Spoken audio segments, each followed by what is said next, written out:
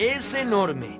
Solo basta con observar un mapa para darse cuenta de la inmensa extensión territorial que abarca. Uy, pero si es casi medio continente. Es cierto, realmente es grande. Ni se imaginan la cantidad de climas y paisajes que atraviesan a todo este territorio. China es un mundo en sí mismo, con tupidas selvas, desiertos abrumadores, montañas infranqueables, llanuras fértiles, densos pantanos y planicies congeladas. Los chinos observaron que el mundo estaba compuesto por cosas muy diferentes, y cada cosa tenía su opuesto. Así fueron descubriendo que la naturaleza tenía un equilibrio, una armonía entre fuerzas diferentes y opuestas. Entonces, si en algún lado hacía frío, era porque en otro estaba haciendo calor. Si existía la tierra, era porque también existía el aire. Si el sol alumbraba durante el día, era la luna la que reinaba sobre la noche. Si había varones, pues debía haber mujeres. Estas observaciones sobre la naturaleza que los rodeaba fueron la base de la famosa tradición o sabiduría china, con la que construyeron una gran civilización que ha perdurado por miles y miles de años. La formación del imperio. Trazando una línea justo por el centro de China, vemos al río Amarillo. Ahí comenzaron a desarrollarse los primeros pueblos que antecedieron a esta gran civilización. ¿Saben cuándo? ¡Uf! Como 5000 años antes de Cristo.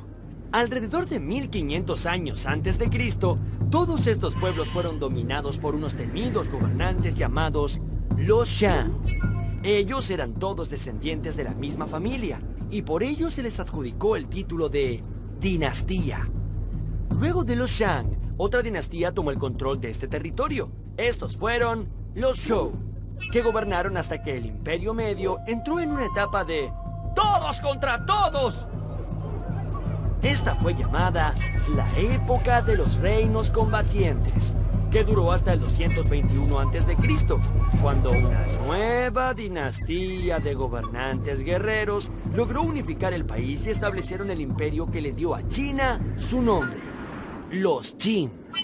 Qin Shi Huang se proclamó emperador, el primero de toda la historia de China. Era considerado hijo del cielo. Nadie podía discutirle nada y su poder era considerado mágico. El señor de los hombres no podía jugar, no cantaba ni reía. Debía sostenerse siempre de pie y sus movimientos eran muy lentos. Qin Shi Huang fue el gran organizador del imperio. Él impuso las leyes, construyó un sistema de carreteras y canales para facilitar el comercio y creó un sistema unificado de dinero, calendario y escritura. Todo debía estar reglamentado. Qin Shi Huang era un verdadero meticuloso del orden. Pero entonces sucedió que el pueblo empezó a enojarse cada vez más. Y en representación de todos, 460 sabios se opusieron a las medidas del emperador. Y Qin Shi Huang no vaciló y los mandó a matar. Luego, todos los libros de los sabios de China fueron quemados en grandes hogueras. Esto es lo que llamamos gobernar con mano dura. ¡Uf! La Gran Muralla. Qin Shi Huang, el primer emperador chino, quería defenderse de los posibles ataques de los bárbaros del norte. Así que en el siglo III a.C. decidió comenzar a construir un gran muro para que ningún ejército enemigo pudiera atravesar las fronteras del imperio. Este muro fue la Gran Muralla China. La construcción de la muralla fue realizada en varias etapas y a lo largo de más de 2000 años. ¿Y saben qué?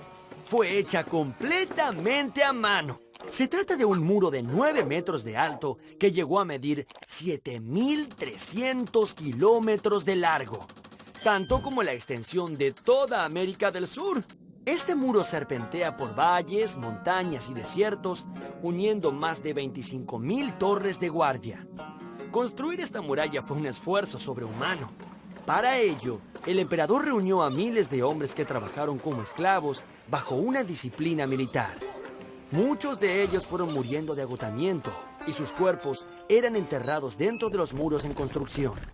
Así fue como la Gran Muralla se convirtió en el cementerio más largo del mundo. La muralla sirvió como defensa, pero también ayudó a la unificación del imperio, ya que por encima de ella se extendía una ruta por la que era posible viajar de una punta a la otra del imperio. Así, muchas caravanas de comerciantes podían transitar y vender sus mercancías sin temor a ser emboscados por bandidos ni ladrones. Transitar por estos lugares ahora es tranquilo. Un emperador como Qin Shi Huang tenía que tener un final de película, y como para ellos la vida después de la muerte era muy importante, Qin Shi Huang se hizo construir una tumba en la que puso un ejército de 8,000 estatuas de guerreros de terracota. Pero hay algo más. Lo genial del ejército de guerreros de terracota era que no eran copias del mismo molde, sino el fiel reflejo de los seres humanos que en vida habían acompañado al emperador. ¡Ah! Me olvidaba. Si alguien osaba entrar en la tumba para perturbar el dulce sueño del emperador, había unas ballestas automáticas para resolver el problema. El maestro Kong. En el 551 a.C., mientras China estaba en plena época de los reinos combatientes, nació un hombre muy especial, que con el pasar de los años se transformó en un gran sabio y que con sus enseñanzas logró una doctrina que caracterizó a los chinos por más de 1500 años. Ese hombre fue Confucio, que nació en una familia pobre, aunque esto no le impidió trabajar y estudiar muy duro hasta convertirse en ministro de uno de los reyes que combatían por el poder. Pero un día, cansado de tanta violencia, traición y mentira, Confucio abandonó su cargo de ministro y se dedicó a caminar entre un reino y otro, con el fin de compartir la sabiduría. Los libros de Confucio predican 8 actitudes elementales: el respeto a los demás, la tolerancia, el perdón, la fidelidad, la devoción, la confianza, el deber y el culto a los antepasados. Estas 8 virtudes son las que debía seguir un hombre para ser bueno y recto. Tuvieron que pasar unos 350 años para que la sabiduría de Confucio fuera popular en China, y fue de la mano de una dinastía llamada los Han. Para ese entonces Confucio ya se había transformado en una figura legendaria. Sus seguidores le decían el maestro Kong, y sus enseñanzas servían de guía espiritual y eran practicadas como una religión. Pero el confucianismo, no era la única religión de la antigua China. También estaban el taoísmo y el budismo. Cada hombre tenía derecho a elegir libremente su propia religión. Las 3 se basaban en la búsqueda de una armonía interior, que está en directa relación con la armonía de la naturaleza. El ser y el universo. Si el universo es el producto del equilibrio entre fuerzas que se oponen, y si el hombre, para estar bien y ser mejor, tiene que estar en armonía con ese universo, entonces cualquier dolor o enfermedad que se manifieste en el cuerpo es producida por un desequilibrio entre el ser y el universo. La medicina tradicional china es la ciencia que busca regresar al hombre a ese estado de equilibrio y armonía con la naturaleza. Para los chinos, el cuerpo era como un universo en miniatura. Cada parte del cuerpo correspondía a un elemento del mundo. Por ejemplo, la cabeza era el cielo, y los pies, la tierra. Los brazos y las piernas eran las 4 estaciones. La respiración era el viento, y la sangre, la lluvia. Para estar sano, todas estas fuerzas debían combinarse en armonía. Para ello, los médicos usualmente recurrían a extractos de hierbas, frutas, granos o minerales, pero muchas veces preferían la acupuntura. Ellos creían que clavando estas finas agujas en la piel, captarían las fuerzas cósmicas y las transmitirían a través de ellas al paciente, ayudando así a reorientar la energía dentro del cuerpo. Como la armonía con la naturaleza era crucial para el bienestar, ellos proyectaban en el diseño de los jardines la construcción de un microcosmos ideal. El arte de construir jardines era el delicado encanto de combinar plantas, flores, agua y animales para la conjunción de la armonía entre el hombre y la naturaleza. La escritura. A, B, C, D. Cada letra de nuestro abecedario corresponde a un sonido. La combinación de sonidos determina un objeto. Por ejemplo, si yo digo pájaro, ahora, ¿en qué se parece esto con esto? Bueno, en nada, ¿cierto? Los chinos plantearon su escritura de una manera radicalmente diferente a la nuestra. Si un pájaro es esto, entonces, ¿para qué escribir la palabra pájaro si es posible dibujarlo trazando un par de simples líneas? Este tipo de escritura fue llamada pictogramas.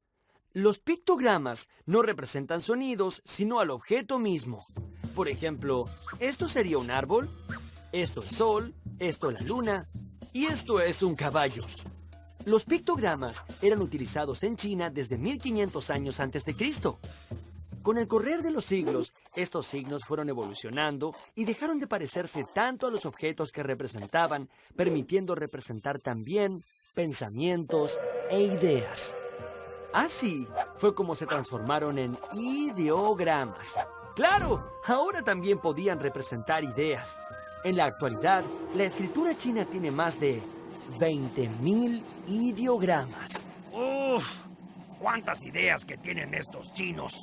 ¿Han notado que cada ideograma es bellísimo? Es que la escritura china era un arte. Quizás tan importante como los cuadros que pintaban los artistas. Tanto el escritor como el pintor buscaban lo mismo. A través del trazado de líneas sobre el papel de arroz, procuraban captar la esencia o el espíritu mismo de las cosas. Los inventos. Disculpe, ¿me podría indicar si falta mucho para el Polo Norte? No, el Polo Norte ya pasó hace rato. Si no fuera por los chinos que inventaron la brújula, esto hubiera pasado muchas veces. La primera referencia a un buscador de direcciones está en un libro chino editado hacia el año 1040. En él se describe una aguja imantada sobre un trozo de bambú que flotaba en un recipiente con agua. Es que los metales que adquieren la propiedad de los imanes siempre apuntan hacia el norte. Los chinos inventaron el papel. Y como si fuera poco, también inventaron un sistema para imprimir tinta sobre él. O sea, la primera imprenta. Los chinos fueron realmente muy ingeniosos e inventaron muchísimas herramientas y elementos técnicos y científicos. Por ejemplo, inventaron la pólvora. Esta sustancia compuesta por una mezcla de salitre, azufre y carbón vegetal fue utilizada en un principio para fabricar bellísimos fuegos artificiales. Ellos creían que así ahuyentarían a los espíritus de la noche. Pero quizá el descubrimiento que más sorprendió al mundo lo hicieron los gusanos. Nadie sabe cómo, pero hace más de 5.000 años los chinos descubrieron que cada uno de nosotros, justo antes de convertirnos en mariposa, hacíamos un capucho con un único y delgadísimo hilo enroscado que llegaba a medir casi 1 kilómetro de largo y que pesaba menos de 1 gramo. Muchas gracias, señor gusano. Este era el hilo de la seda, que era desenroscado pacientemente por las mujeres chinas y con él elaboraban una tela liviana, suave y muy delicada. Tan especiales eran las prendas hechas con seda que a ellas se les adjudicaba un valor mágico. Durante siglos, los chinos mantuvieron el secreto acerca de la fabricación de esta enigmática tela. Esto les permitió hacerse muy famosos y esa fama dio vueltas por todo el mundo. La ruta de la seda. En el año 138 a.C., el emperador Wu de la dinastía Han envió un embajador al encuentro de los pueblos de Occidente. Este salió de la capital del imperio en dirección oeste junto con escoltas y un centenar de comerciantes chinos. El largo viaje fue un éxito, y a su regreso, los comerciantes trajeron a su emperador valiosísimos artículos. De este modo, se abrió el interés de los chinos por el intercambio de mercaderías en toda Asia Central y Europa. Pronto esa ruta empezó a ser muy frecuentada y todos los comerciantes se encontraban en el oasis de Kashi. Esos largos viajes obligaron a los comerciantes y artesanos a relacionarse con hombres de costumbres muy diferentes. Los romanos se sintieron tan impresionados por esa tela que la compraban a precio de oro. Desde ese momento, la ruta pasó a ser conocida como La Ruta de la Seda. A mediados del siglo XIII, en plena Edad Media, el mundo conocido por la cristiandad no iba mucho más allá del actual Oriente Medio. Cuentos sobre monstruos y dragones hacían que muy poca gente de Europa se aventurara más allá del árido desierto de Arabia. Uno de los viajantes aventureros de esa época fue un comerciante veneciano llamado Marco Polo. Él decidió emprender el larguísimo viaje de un extremo al otro de la famosa Ruta de la Seda. Marco Polo vivió 20 años en China y llegó a tener una relación muy cercana con el mismísimo emperador. Cuando volvió a Europa, dictó un libro que apasionó a los europeos.